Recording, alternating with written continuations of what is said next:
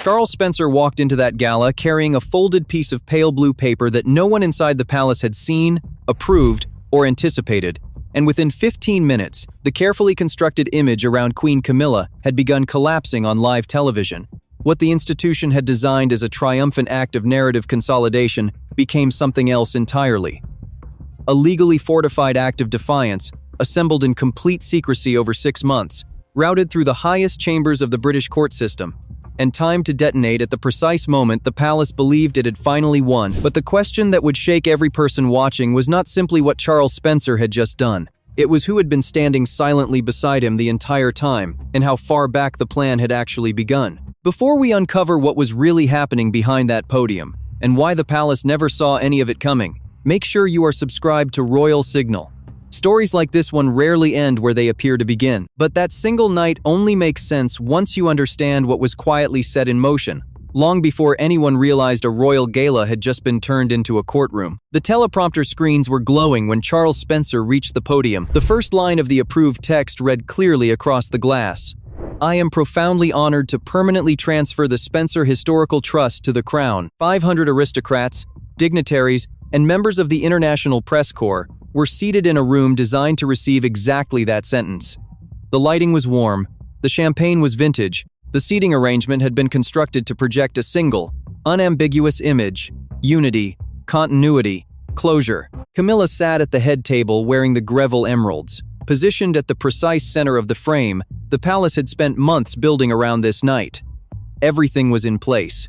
Everything was ready. Then the screens went black. The silence that followed lasted perhaps 3 seconds.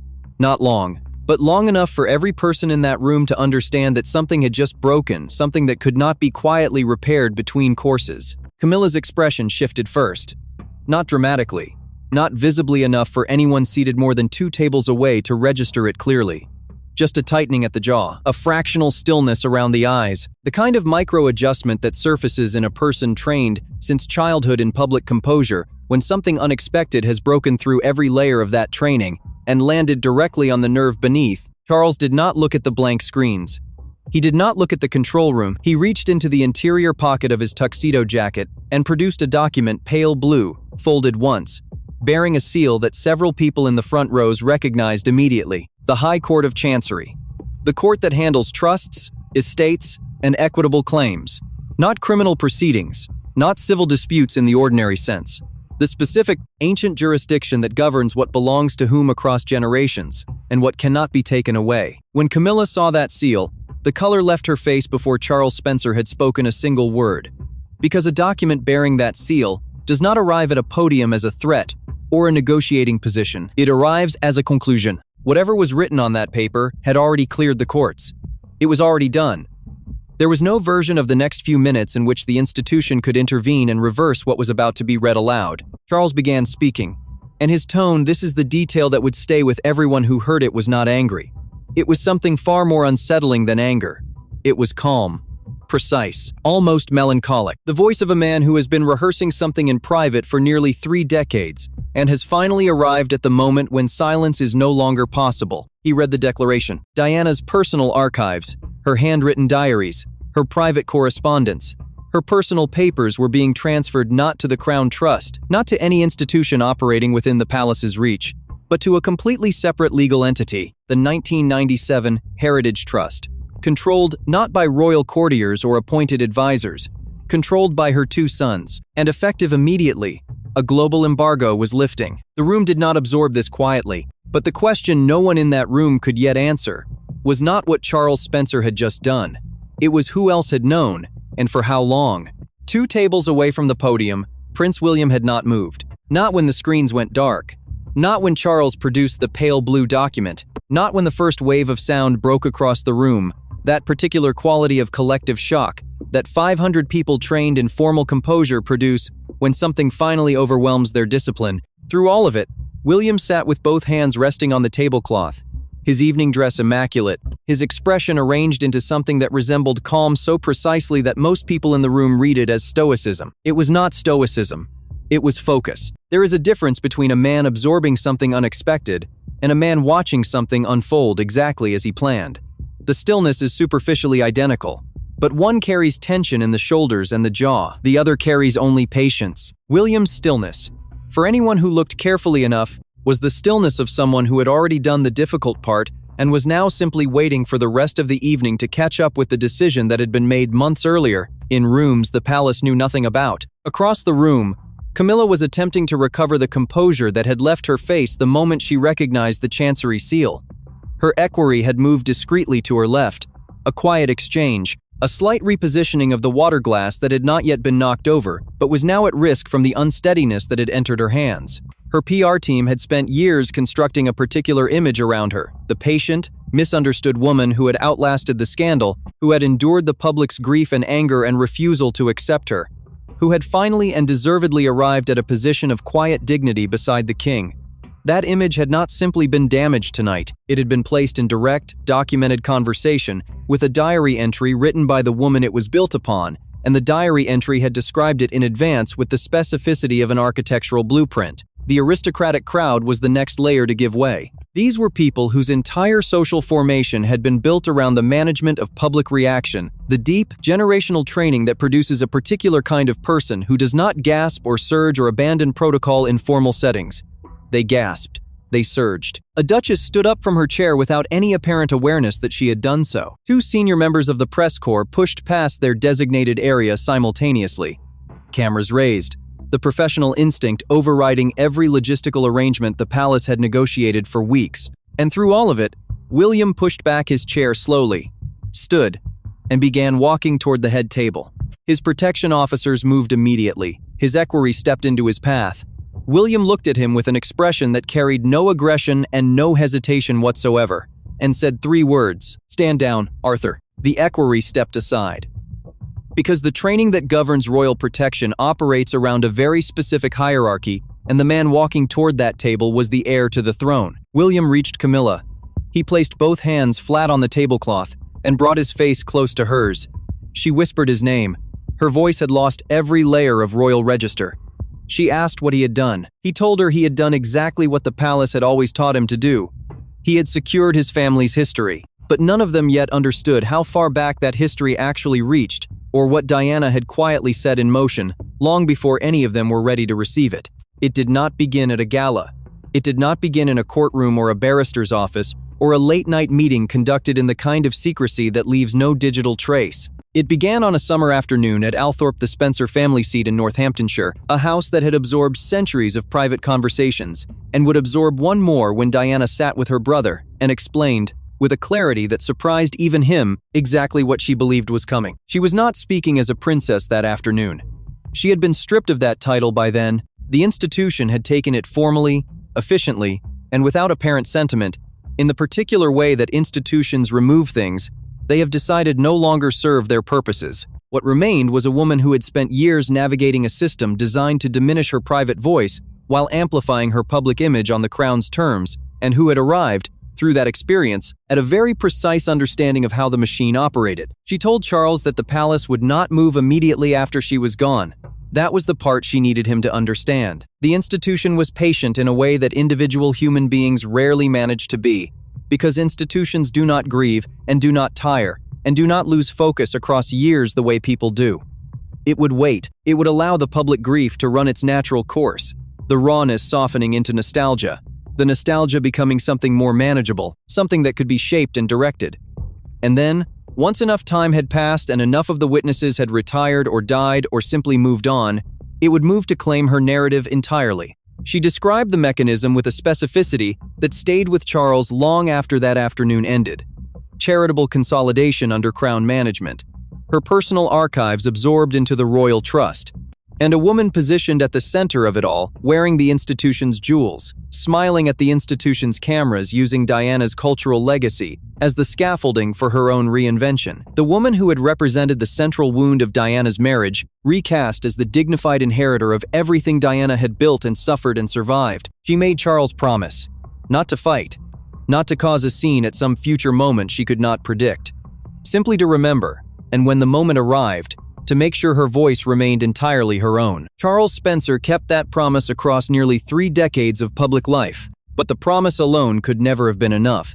Sentiment cannot defeat a constitutional monarchy with centuries of legal infrastructure operating behind it. What Diana gave her brother that afternoon was not only a request, it was a map, because buried in the divorce settlement finalized the previous year, quietly inserted by Diana's legal team into paragraph 17, subsection 4, while the palace's lawyers were focused entirely on stripping, her royal title was a clause concerning intellectual property, personal papers, handwritten documents, the intangible things that do not appear on a balance sheet and therefore do not attract the attention of lawyers whose eyes are fixed on titles and financial settlements. The palace read the clause, noted it, moved on. Diana had known that was exactly what they would do. But what she could not have known, what no one could have known that summer afternoon at Althorp, was the name of the person who would one day teach her son how to use it. The first contact happened outside every standard royal communication channel. No palace liaison, no equerry, no private secretary operating through the carefully managed infrastructure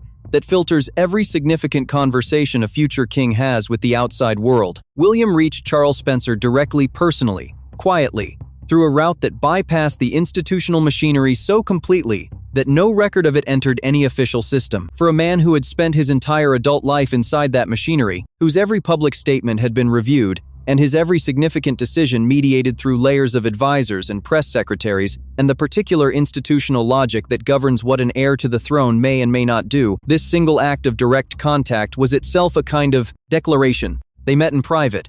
The meetings were late and unhurried and conducted with the specific discipline of people who understand that what they are building cannot survive a single leak. A lead barrister was present, a specialist in sovereign trust structures, the precise area of British law that governs legal entities existing outside the reach of the Crown. Not outside the law, outside the Crown's particular reach within it. Correctly constructed, a sovereign trust places assets in a domain that royal immunity cannot easily penetrate, because private trust law and constitutional monarchy operate in separate jurisdictions that have never been fully reconciled. Across 6 months, William sat with documents he could not share with his staff, discussed strategies he could not mention to his friends, and maintained a version of his public life attending briefings, approving schedules, appearing at engagements that gave no indication whatsoever of what was being assembled in parallel. The palace briefed him regularly on the gala's development. He listened. He asked appropriate questions. He gave no sign of disagreement. His performance of compliance across those months was so precise and so sustained that not a single person within the royal household registered any cause for concern. That performance had cost him something. Establish this carefully, because it matters. William is not a man for whom sustained deception comes naturally. His public character has been built around a kind of directness that distinguishes him from the more opaque figures the institution has historically produced. 6 months of absolute secrecy, conducted within the walls of a household where information is currency and observation is constant, required a quality of internal discipline that left its mark. There were moments, Charles Spencer would later say privately, when William arrived at their meetings carrying a weight that had nothing to do with legal strategy. The particular exhaustion of a person maintaining 2 completely separate versions of their life simultaneously. But William never wavered, because the thing that sustained him across those months was not strategy and was not ambition. It was a memory. Balmoral. A freezing morning. A 15-year-old boy told to button his dark suit, swallow everything he was feeling, and walk behind his mother's coffin in front of the watching world because that was what the Crown required. Because the institution needed the image of dignified, composed grief more than it needed to consider what it was asking of a child. He had done it. He had given the Crown what it asked for that morning, and every morning afterward for nearly 30 years. And now the palace had built him a stage, loaded it with cameras, and handed the microphone to his uncle. They had no idea they had just made the last mistake they would ever make on this particular subject. The morning of the gala, before a single guest had arrived, before the vintage champagne had been uncorked or the white lilies arranged in their vases, the palace press office had already made its first move. It was not a formal statement. It never is. When the institution wants to shape a narrative without appearing to do so, it was a leak, surgical, deliberate, released to a single trusted correspondent at the Times, with enough specificity to be credible, and enough elegance to read as insider knowledge rather than managed information. The briefing described the Spencer family as preparing to hand Diana's final artifacts to the Crown Trust. It used the word healing twice. It used the word unity once. It was written in the particular register that palace communications adopt when they want something to feel inevitable, not announced. simply understood as though the conclusion had already been reached by reasonable people, and the public was simply being informed of what had quietly been decided. The timing was the mechanism. Released in the morning, the briefing would reach print and broadcast before the gala began. Public expectation would be shaped before Charles Spencer entered the building. And if public expectation is already oriented toward a surrender, then anyone who refuses to surrender becomes the aggressor. The institution does not need to be aggressive. It simply needs to position non-compliance as a social embarrassment, petty, difficult, ungracious, and allow the weight of public perception to do the rest. It was a classic operation. It had worked before.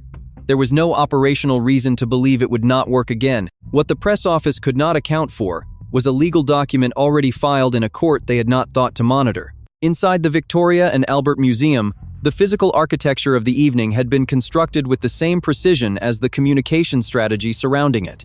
Every detail carried institutional intention. The lighting had been selected to project warmth and continuity. The seating arrangement placed Camilla at the center, surrounded by figures whose loyalty had been established over years and whose presence communicated solidity, the aristocratic equivalent of a well-chosen cabinet photograph. Camera positions had been approved the previous afternoon. Teleprompters had been tested twice. The director had run multiple rehearsals, checking sightlines and audio levels, and the precise sequencing of a ceremony that had been designed, from its earliest planning stages, to broadcast a single message to the world. The past is settled. The crown has prevailed. We are, and have always been, a family. Stage productions of this complexity depend entirely on every participant following the script. And the palace had every reason to believe that Charles Spencer would follow his. He had attended events for nearly 3 decades. He had issued appropriate statements. He had appeared, in every public context the institution could observe, to be a man who understood the boundaries of his role and operated within them with the quiet dignity expected of someone in his position. What the palace had evaluated was his public behavior. What they had not evaluated, because they did not know it existed, was the document in his interior jacket pocket bearing the seal of the High Court of Chancery. The institution had spent half a year engineering a perfect ceremony.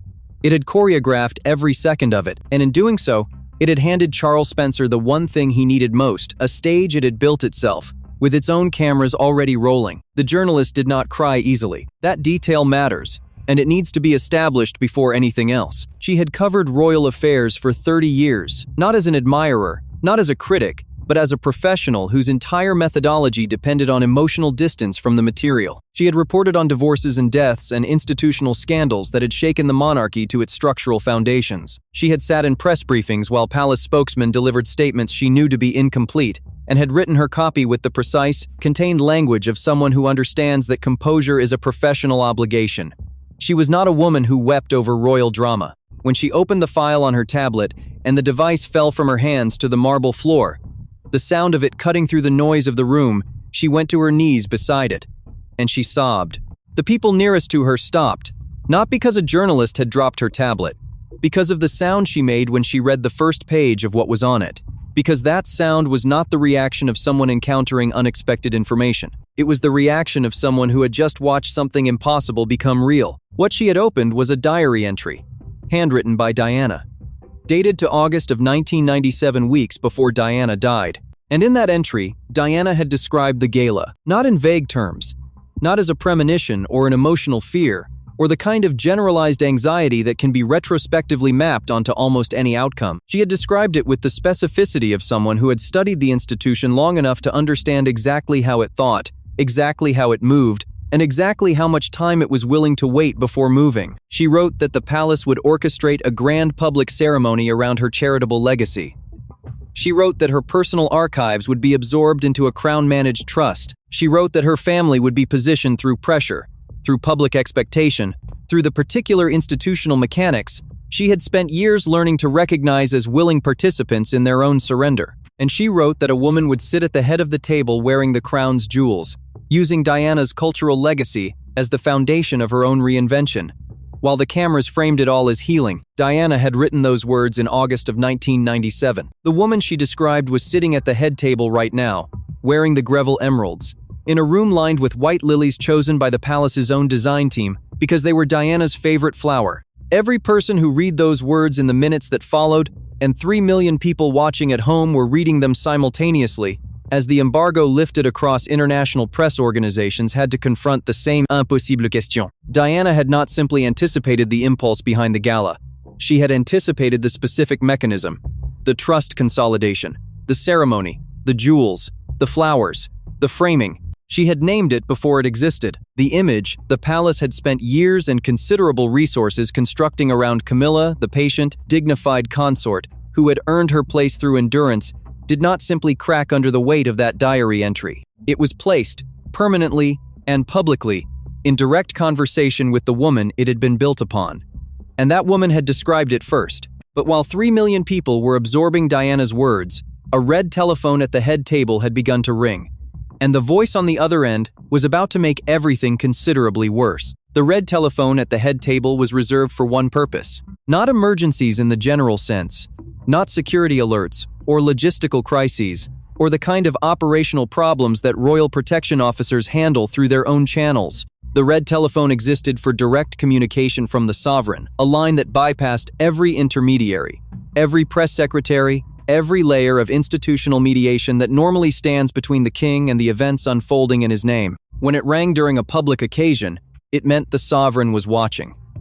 It meant something had broken through the carefully managed distance between the palace and the room. The equerry reached for it first. Professional reflex, his entire training oriented around intercepting exactly this kind of moment before it could develop into something unmanageable. His hand was on the receiver when William moved past him, with the quiet, absolute authority of a man who has decided that the time for interception has passed. William took the telephone, walked back to the podium, and pressed the earpiece against the live microphone. The king's voice filled the room. It was not the voice the public knew, not the measured, carefully modulated tone of a man who had spent decades learning to present composure as a constitutional obligation. What came through that microphone was something stripped of all its professional finish, raw in the way that voices become raw when the thing a person has been managing for a very long time has finally moved beyond their management. Charles ordered William to cut the feed. He said that William was destroying everything. His voice carried the particular desperation of a man watching an institution he has devoted his life to protecting come apart in real time on its own stage. And William, standing at the podium in front of 500 people and 3 million viewers, did not comply. What he said was not a prepared statement. It carried none of the careful architecture of a speech that has been reviewed and refined and tested for unintended implications. It was the kind of speech a person delivers when years of compression have finally exceeded the container built to hold them. He spoke about Balmoral, a freezing morning. A boy of 15 told to button his dark suit and walk behind his mother's coffin in front of the watching world, because that was what the crown required, not because anyone had considered what it cost. Because the institution needed the image of composed, dignified grief and had looked at a grieving child and seen a resource. He spoke about 3 decades of standing beside the woman who had broken his mother's heart, of performing loyalty and composure, and the particular obedience of the beautiful, dutiful heir, while the institution took everything it needed and returned nothing that mattered. He spoke about Eton, dormitory nights, the whispered theories of other boys who did not understand what they were saying, and the mornings that followed, requiring him to wake and dress and present himself as undamaged. Then he said the sentence that ended the conversation: "The crown does not own her soul, and you will not own her history." He pressed the red button, disconnected the call. On the King of England.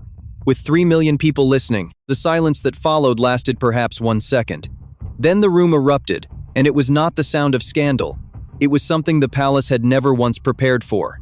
It was applause. The broadcast trucks parked outside the Victoria and Albert Museum had been there since early afternoon. They had arrived with the quiet professionalism of crews who had covered hundreds of royal events and knew exactly what to expect: a ceremony, a speech, a carefully managed sequence of moments designed to photograph well and require minimal editorial judgment. The producers inside those trucks had their running orders. They had their approved camera angles and their pre-written chyrons and their list of palace-cleared commentators on standby, ready to provide the kind of measured, contextualized analysis that gives a formal occasion its appropriate sense of historical weight. Within minutes of the screens going dark inside the museum, every running order in every truck had been abandoned. Producers were shouting over intercoms to correspondents who could not yet fully describe what they were witnessing. Editors were being reached by telephone at home, pulled out of evening routines by the specific urgency in their correspondents' voices.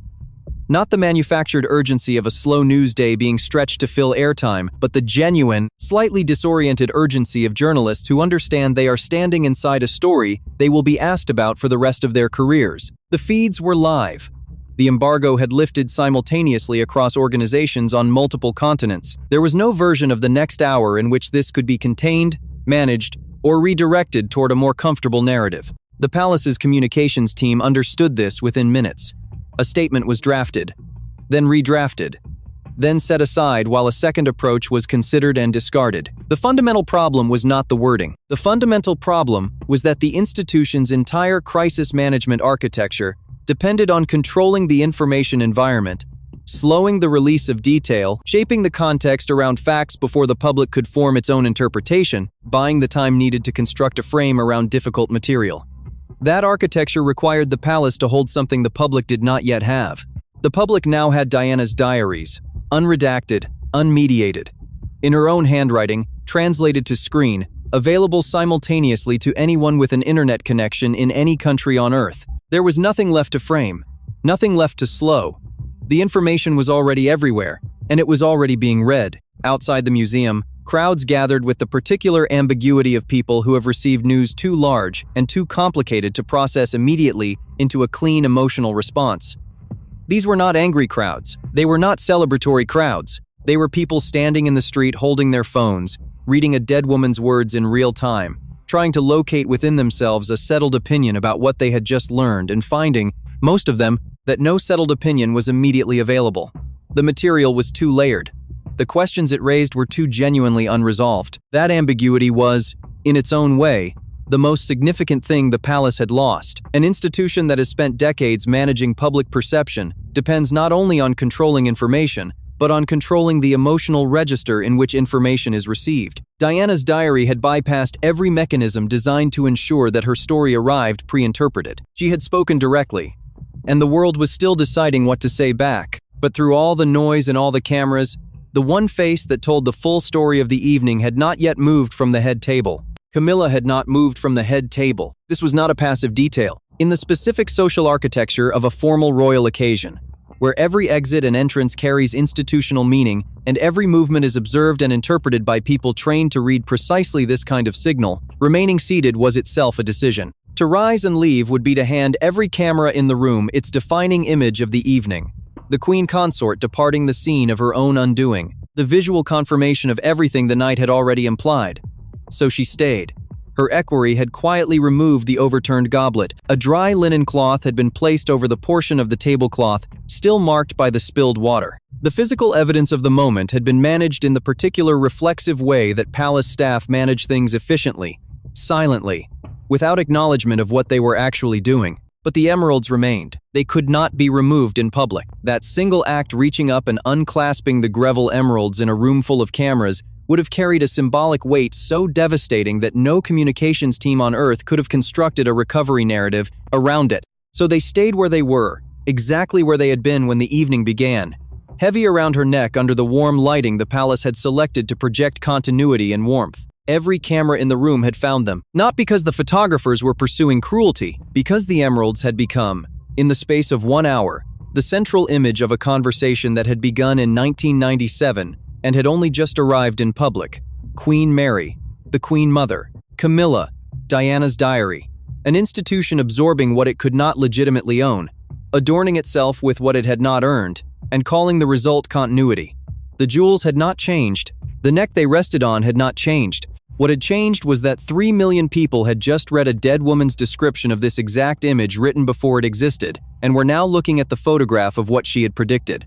The white lilies were still in their vases, Diana's favorite flower, placed by the palace's own design team, chosen because they signified her because the institution had understood, correctly, that invoking her aesthetic would lend the evening an emotional resonance it could not otherwise manufacture. They were still perfectly arranged, still catching the light in the way the event designer had intended, and they meant something completely different than they had meant 3 hours earlier when the first guests arrived and admired them, and understood them as a gesture of respectful memory. They were a gesture of respectful memory. Diana had known they would be. William had returned to his original table. His posture was unchanged from the beginning of the evening, composed, correctly positioned, both hands resting with the same quiet stillness that had characterized his entire presence in that room. Charles Spencer was speaking quietly with a woman to his left. His expression carried no triumph, only the particular gravity of a man who has honored something private at considerable cost and is sitting now with the full weight of what that means. The long camera lens in the press gallery held on the head table and did not move. Camilla. The emeralds. The lilies. The faint watermark still visible at the edge of the replaced cloth. Diana had predicted every element of what that camera was looking at, and now the whole world was looking at it with her. The legal opinions arrived within days. Not one, several, commissioned independently by different arms of the royal household from different senior barristers operating in different jurisdictions, because the institution was thorough enough to seek multiple perspectives even when it already understood what the answer would be. Each opinion returned the same conclusion, worded differently but pointing in the same direction. The 1997 Heritage Trust was correctly structured. The clause in the divorce settlement was binding. The court filings were in order. The global publication had been executed across enough independent international press organizations simultaneously that no single legal action, injunction, suppression order, governmental pressure could retroactively close what had been opened. Diana's archives were public. They would remain public. There was no mechanism available to the Crown, to the government, or to any institution operating within the reach of either that could change that fact. The palace had managed royal narrative for centuries. It had absorbed scandals and deaths and abdications and wars, and the slow, grinding transformation of a constitutional monarchy from genuine political power into something more complicated and more fragile, an institution whose authority rested increasingly on public goodwill rather than legal force. It had developed, across those centuries, a sophisticated and largely effective set of tools for managing difficult material. And every one of those tools depended on the institution retaining some degree of control over the information environment.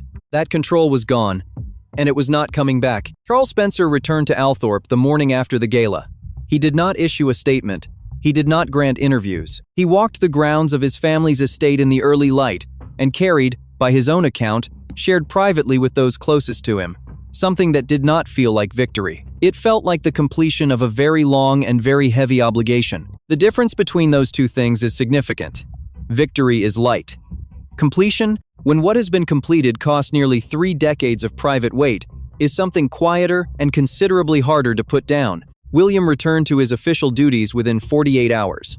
Every public appearance was noted, analyzed, and placed in the context of what had happened at the museum. His protection officers had filed an incident report regarding the encrypted device. The report was reviewed at the highest institutional level and quietly filed without further action because pursuing it would require the palace to place on official record a series of events it was not prepared to formally acknowledge. Camilla did not appear publicly for 11 days. When she did, she wore no jewelry.